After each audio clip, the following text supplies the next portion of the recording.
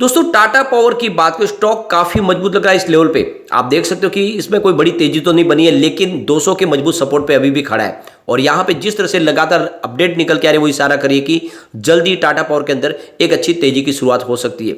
वैसे अगर आप देखें तो टाटा पावर ने अपना क्वार्टर 3 का रिजल्ट डिक्लेयर किया, बहुत ही जबरदस्त रिजल्ट रहा है और हर बार की तरह इस बार भी प्रॉफिट में और रेवेन्यू में अच्छी खासी बढ़ोतरी हुई है, जो इशारा है कि टाटा पावर का कारोबार बिल्कुल पटरी पे है और आने वाले समय में यहाँ पे हमें एक शानदार तेजी देखने को मिल सकती है। वैसे ग्रीन एनर्जी सेक्टर में ये कंपनी एक तरह से लीडर है और आप देख सकते हो कि चाहे ईवी चार्जिंग का बिजनेस हो या फिर सोलर एनर्जी का बिजनेस हो, दोनों में ही इनका कामकाज काफी अच्छा है। ईवी चार्जिंग में तो आप समझ सकते हो कि ऑलरेडी ये मार्केट लीडर है और आने वाले 5 साल में ये 25,000 ईवी चार्जिंग स्टेशन स्टैब्लिश कर लेंगे और आप ये समझ सकते हो कि आने वाले 5 साल में 75,000 रुपीज़ का बहुत बड़ा इन्वेस्टमेंट होने वाला है ग्रीन एनर्जी के सेक्टर में। और आप समझ सकते हो कि हमारे जो पावर मिनिस्टर है आर के सिंह ने बयान दिया है कि जो हमारा विजन है उसमें एक बड़ा योगदान टाटा पावर का होने वाला है, क्योंकि टाटा पावर ने आने वाले समय के लिए अपना रास्ता क्लियर कर लिया है और बहुत सारा इन्वेस्टमेंट होने वाला है। तो ये आप समझ ही सकते हो कि ये जो एक लंबी रेस का घोड़ा है, भले ही अभी कछुआ चाल से आगे बढ़ता हुआ दिखाई देगा, लेकिन ये खरगोश से आके निकलने की ताकत रखता है।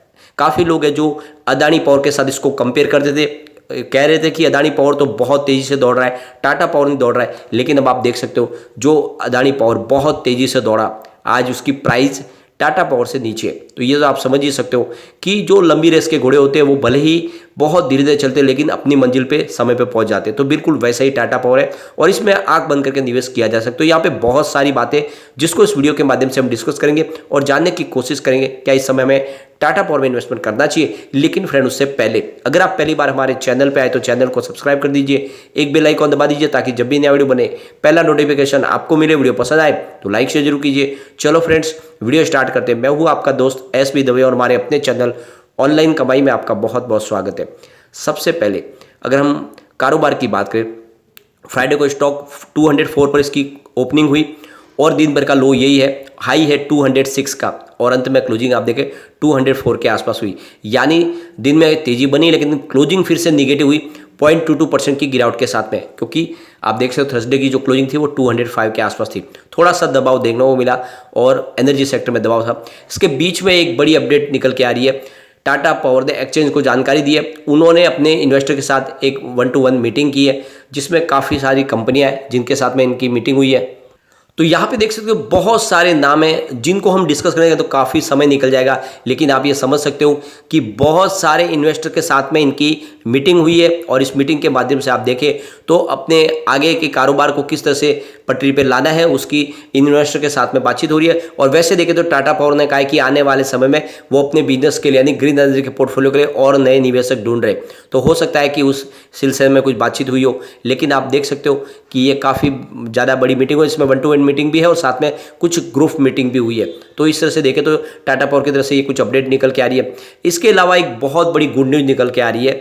यहाँ पे देख सकते हो कि जैसे कि सरकार अब इस समय ग्रीन एनर्जी को बहुत सारा प्रमोट कर रही है और सरकार ने अपना ग्रीन हाइड्रोजन मिशन लॉन्च भी कर दिया है। तो यहाँ पे जो लेटेस्ट रिपोर्ट निकल के आ रही है, जो इंडस्ट्रीज की एस्टीमेट है उनके हिसाब से इस समय जो रिन्यूएबल एनर्जी सेक्टर के लिए जो निवेश की जरूरत है, तो यहाँ पे जो कॉन्फ्रेंस हुई जिसमें इस कॉन्फ्रेंस को ब्लू सर्कल ने ऑर्गेनाइज किया था फ्राइडे के दिन, इसमें बहुत सारे एक्सपर्ट थे, स्टेक होल्डर्स और इंडस्ट्रीज के लीडर ने इसमें हिस्सा लिया और अपनी तरफ से ग्रीन एनर्जी सेक्टर के लिए क्या इश्यूज है, क्या चैलेंजेस है और क्या अपॉर्चुनिटीज है, इस सब के ऊपर बातचीत की है।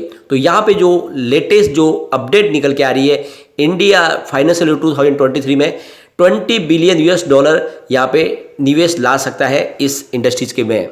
तो इंडिया के अंदर वो पोटेंशियल है कि यहाँ पे इंडिया में $20 बिलियन का निवेश आ सकता है और इस समय काफ़ी ज़्यादा इन्वेस्टमेंट की जरूरत भी है। आप ये समझ ही सकते हो कि सरकार ने जो अपना एक बड़ा सपना देखा है उसके लिए काफ़ी ज़्यादा निवेश की जरूरत है, जिसमें हमारे इंडिया के इन्वेस्टर भी होंगे और विश्व के काफ़ी बड़े इन्वेस्टर होंगे जो यहाँ पे निवेश करेंगे।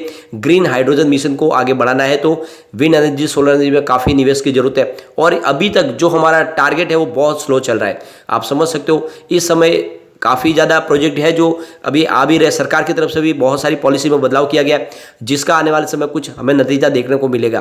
तो यहाँ पे ये जो एक बड़ी कॉन्फ्रेंस हुई है इसमें सब ने अपने नज़रिए को रखा है और कहा है कि आने वाले समय में इंडिया यानी अपने गोल को अचीव कर सकता है। तो यहाँ पे देख सकते हो ब्लू सर्कल के जो CEO है सिद्धार्थ आनंद, उनका कहना है कि इंडिया की जो इंडस्ट्रीज है वो 2023 में $20 बिलियन फंड रेज कर सकते हैं ग्रीन एनर्जी सेक्टर में।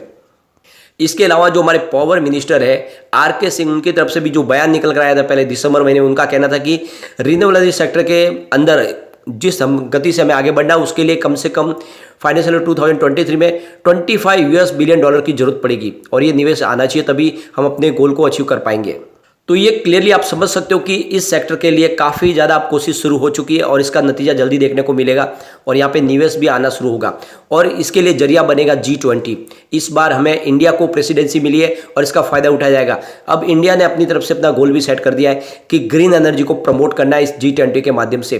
तो आप समझ सकते हो कि इंडिया जो ग्रीन हाइड्रोजन का हब बनने जा रहा है उसके लिए ज़रूरी है कि G20 के माध्यम से ज़्यादा इन्वेस्टमेंट लाया जाए ग्रीन एनर्जी के सेक्टर में। और बहुत सारे जो देश है वो भी तैयार है इंडिया में ग्रीन एनर्जी में निवेश करने के लिए, क्योंकि यहाँ पे वो हमारा पोटेंशियल है। अगर आप चाहे विंड एनर्जी हो या सोलर एनर्जी, उनके लिए जो क्लाइमेट की जरूरत है वो इंडिया में अवेलेबल है। ऐसे में विश्व के काफ़ी देश है जो इंडिया में इन्वेस्टमेंट करना चाहते हैं और आप समझ सकते हो कि बिजनेस टाइप शुरू हो चुके हैं और इसी वजह से इंडिया ने अपना ग्रीन हाइड्रोजन मिशन लॉन्च कर दिया है। और आप ये समझ सकते हो कि ग्रीन हाइड्रोजन के लिए जरूरत है एक क्लीन एनर्जी का, और आप समझ सकते हो कि विंड एनर्जी के माध्यम से या सोलर एनर्जी के माध्यम से जो क्लीन ऊर्जा का निर्माण होगा उसको पानी के माध्यम से गुजारने से ग्रीन हाइड्रोजन मिलती है और उस ग्रीन हाइड्रोजन का फिर इंडिया के अलावा बहुत सारे देशों में एक्सपोर्ट होगा, क्योंकि आने वाले समय में पूरा विश्व चाहता है कि जो भी ऊर्जा का इस्तेमाल हो वो ग्रीन हाइड्रोजन के माध्यम से हो, यानी ग्रीन एनर्जी का इस्तेमाल किया जाए।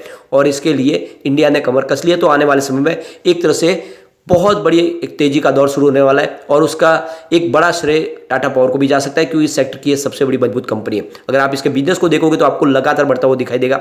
यहाँ पे देख सकते हो दिसंबर 2021 में जहाँ पे इनका रेवेन्यू 10,913 रुपीज़ के आसपास था, वो दिसंबर 2022 में बढ़ के 14,129 रुपीज़ तक पहुँच गया है। ज़बरदस्त बढ़ोतरी हुई है रेवेन्यू में। अगर आप इसके प्रॉफिट को देखोगे तो दिसंबर 2021 में जहाँ पे 426 करोड़ रुपये के आसपास था, वो दिसंबर 2022 में बढ़ के 945 करोड़ रुपये तक पहुंच गया, यानी दुगुना से ज़्यादा प्रॉफिट बढ़ा है पिछले एक साल में। तो ये तो आप समझ सकते हो इतने शानदार रिजल्ट के बाद यहाँ पे कंपनी इस कारोबार पे, इस पटरी पे रुकने वाला नहीं है। चाहे शेयर की प्राइस न बढ़े, लेकिन जल्दी प्राइस को बढ़ना ही होगा क्योंकि कारोबार बढ़ रहा है। यहाँ पे कुछ बड़े म्यूचुअल फंड जो लगातार निवेश कर रहे हैं, जिसमें आप देख सकते हो HDFC ऑर्बिटेज ने यहाँ पे 243 रुपीज़ का इन्वेस्टमेंट करके 4.25% की होल्डिंग ली है। HDFC ऑर्बिटेज होलसेल डायरेक्ट ने यहाँ पे 243 रुपीज़ का इन्वेस्टमेंट किया है और 4.25% की होल्डिंग ली है। कोटक इक्विटी ऑर्बिटेज ने यहाँ पे 170 रुपीज़ का इन्वेस्टमेंट किया है, 0.78% की होल्डिंग ली है। SBI ऑर्बिटेज अपॉर्चुनिटीज ने 139 रुपीज़ का इन्वेस्टमेंट करके 1.67% की होल्डिंग ली है। टाटा ऑर्बिटेज फंड ने 123 रुपीज़ का इन्वेस्टमेंट किया है, 2.10% की होल्डिंग ली है। एक्सिस ऑर्बिटेज डायरेक्ट ने 95.35 रुपीज़ का इन्वेस्टमेंट किया है, 2.96% की होल्डिंग ली हुई है। इसके अलावा आदित्य बिरला SL ऑर्बिटेज डायरेक्ट ने 83.21 रुपीज़ का इन्वेस्टमेंट किया है, 1.92% की होल्डिंग ली है। इसके अलावा देखें तो HSBC ऑर्बिटेज डायरेक्ट ने 81.99 रुपीज़ का इन्वेस्टमेंट किया, 3.48% की होल्डिंग ली है। और इसके अलावा फ्रैंकलिन इंडिया फ्लैक्सी कैप ने 74.52 रुपीज़ का इन्वेस्टमेंट करके 0.73% की होल्डिंग ली है। निप्पॉन इंडिया ऑर्बिटेज डायरेक्ट ने 67.11 रुपीज़ का इन्वेस्टमेंट किया है, 0.74% की होल्डिंग ली है। तो ये तो आप समझ ही सकते हो कि बहुत सारे बड़े बड़े जो म्यूचुअल फंड है वो जम के खरीदारी करी है टाटा पावर में। तो एक आप समझ सकते हो कि इस समय जब बाजार काफ़ी तेजी से दौड़ चुका है, टाटा पावर काफ़ी डिस्काउंट में मिल रहा है, क्योंकि इसकी जो हाई थी 298 की थी, इस समय 200 के आसपास मिल रहा है और इसीलिए मौके का फायदा उठा के बहुत सारे म्यूचुअल फंड इसमें जम के खरीदारी करें। इसके अलावा मार्केट एक्सपर्ट संजीव भसीन जो इसमें इन्वेस्टमेंट की सलाह दे रहे हैं, उनके हिसाब से आपको टाटा पावर, टाटा मोटर्स और IDFC फर्स्ट बैंक में इन्वेस्टमेंट करना चाहिए। ये आने वाले समय डेफिनेटली एक अच्छा रिटर्न दे सकते हैं। तो नजरिया लॉन्ग टर्म के लेकर निवेश कर लेना चाहिए। लेकिन फ्रेंड, कोई भी इन्वेस्टमेंट करने से पहले अपने फाइनेंशियल एडवाइजर से बारे में ले ले या अपना खुद का रिसर्च करें, क्योंकि मैंने वीडियो आपके एजुकेशनल पर्पज के लिए ही बनाया। वीडियो पसंद आए तो लाइक शेयर जरूर कीजिए और चैनल को सब्सक्राइब कर दीजिए। Thank you.